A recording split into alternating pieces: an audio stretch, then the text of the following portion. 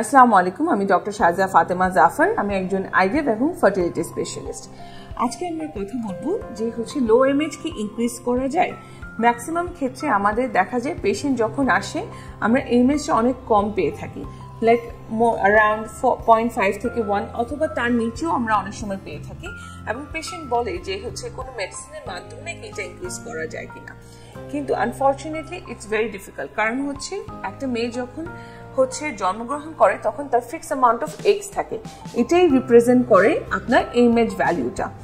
এখন আমরা এগসটাকে কিন্তু ইনক্রিজ করতে পারি না, কিন্তু অনেক সময় দেখা যায় আমাদের কিছু রিজার্ভ এগ সেলস থাকে, সেক্ষেত্রে আমরা কিছু মেডিসিন দিয়ে থাকি, যেটা আমরা কেমিক্যাল নেম যদি বলে থাকি ডাইহাইড্রো এপিডেস্ট্রন সালফেট, এইসব টাইপের DHEA আমরা অনেক সময় সাপ্লিমেন্ট দিয়ে থাকি, প্লাস কিছু ফলিক অ্যাসিড আর আরও কিছু অ্যান্টিঅক্সিডেন্ট আমরা দিয়ে থাকি, যাতে আপনার ফলিকলস যেগুলো অল্প পরিমাণ আছে ওগুলো কোয়ালিটিটা ইনক্রিজ করে, প্লাস বেসলাইনে যেগুলো কিছু সেম আপনার যেগুলো রেসিং সেলস থাকে ওখান থেকেও যাতে কিছুটা সেলস ইনক্রিজ হয়ে আসে।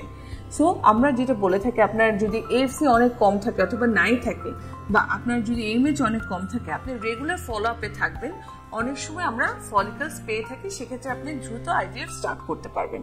ধন্যবাদ।